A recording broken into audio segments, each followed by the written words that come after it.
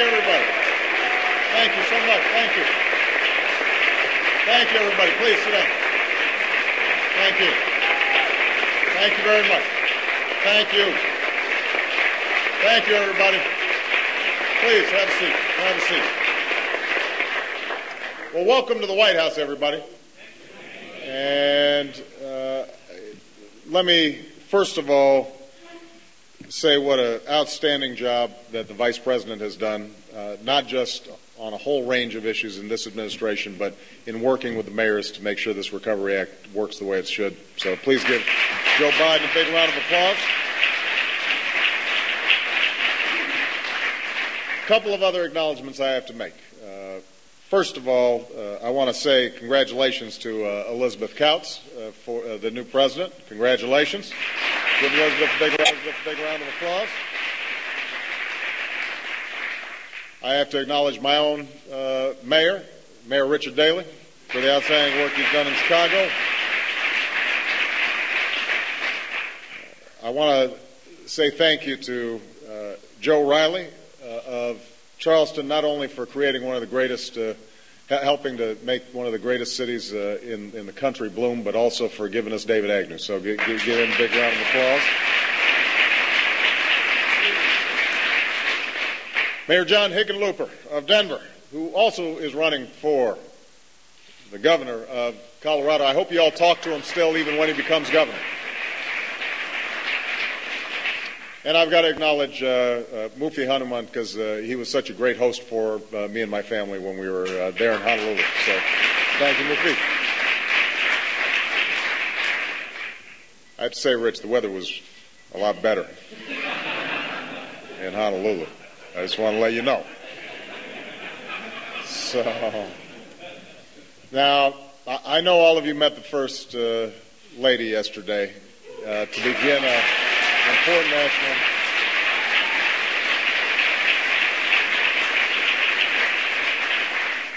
important national discussion on our national childhood obesity epidemic. I hate following my wife. She's more charming, smarter, tougher, better looking. But I am looking forward to a productive discussion with all of you on the urgent need to create jobs and move our metropolitan areas forward.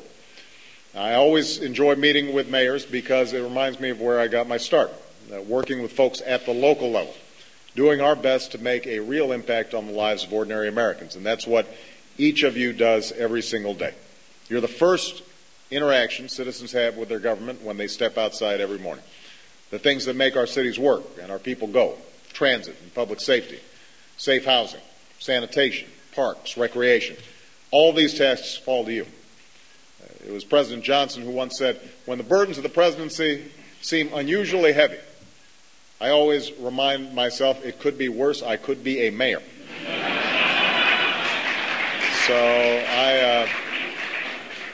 that's why we organized this meeting today. I look at all of you and I say, I'm doing fine. It's just not easy being a mayor.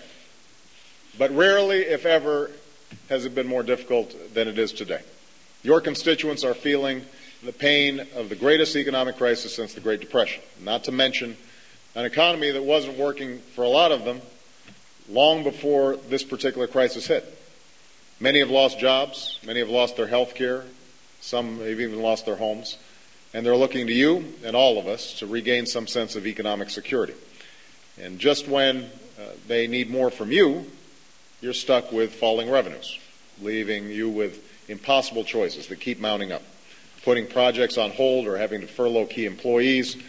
I know some of you had the heartbreak of laying folks off. I also know that each and every one of you is 100% resolved to pick your city up and move it forward. And that's why, even as we worked to rescue our broader economy last year, we took some steps to help.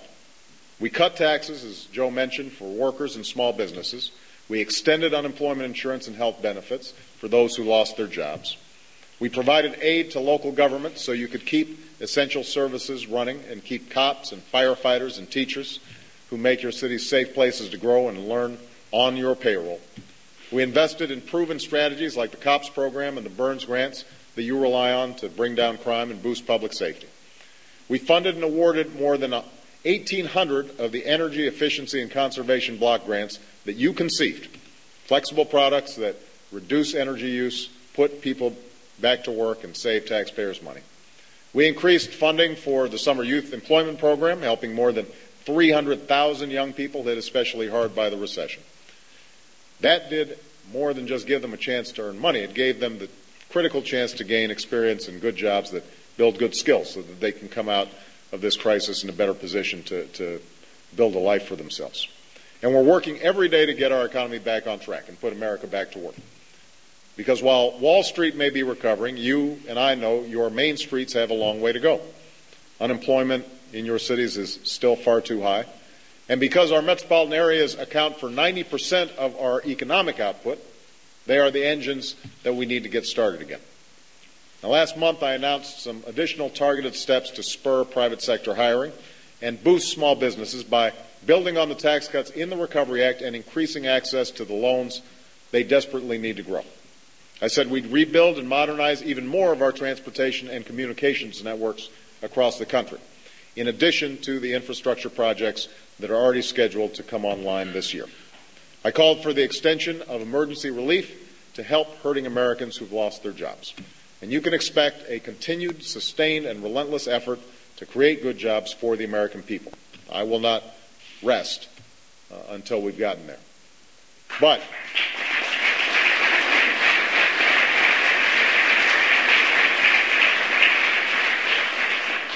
I also know that each of you worries about the longer-term effects this economy might have on your children, on your families, and on workers. You worry about what shape everything will be in once we emerge from this crisis. So you're focused on addressing the pressing problems we face today, but you've also got a vision for your city. And no matter what party you belong to or where you've traveled here from, that vision is one I share. Of vibrant communities that provide our children with every chance to learn and to grow, that allow our businesses and workers the best opportunity to innovate and succeed, that let our older Americans live out their best years in the midst of all that metropolitan life has to offer. All of us have an obligation to make sure that even as we work to rescue and rebuild our economy, we don't lose sight of that.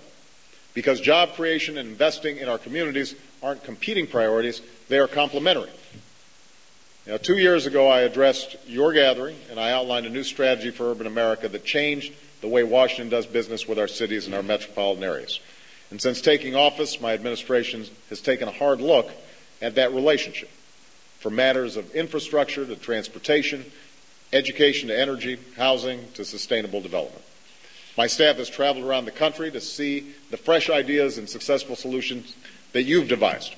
And we've learned a great deal about what we can do and shouldn't do to help rebuild and revitalize our cities and metropolitan areas for the future.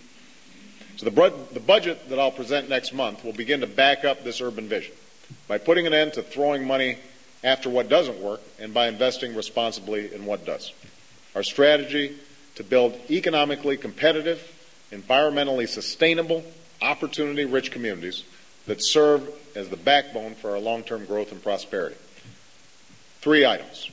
First, we'll build strong regional backbones for our economy by coordinating federal investment in economic and workforce development, because today's metropolitan areas don't stop at downtown. What's good for Denver, for example, is usually good for places like Aurora and Boulder, too. Strong cities are the building blocks of strong regions, and strong regions are essential for a strong America. Second, we'll focus on creating more livable and environmentally sustainable communities. Because when it comes to development, it's time to throw out old policies that encourage sprawl and congestion, pollution, and ended up isolating our communities in the process. We need strategies that encourage smart development linked to quality public transportation that bring our communities together.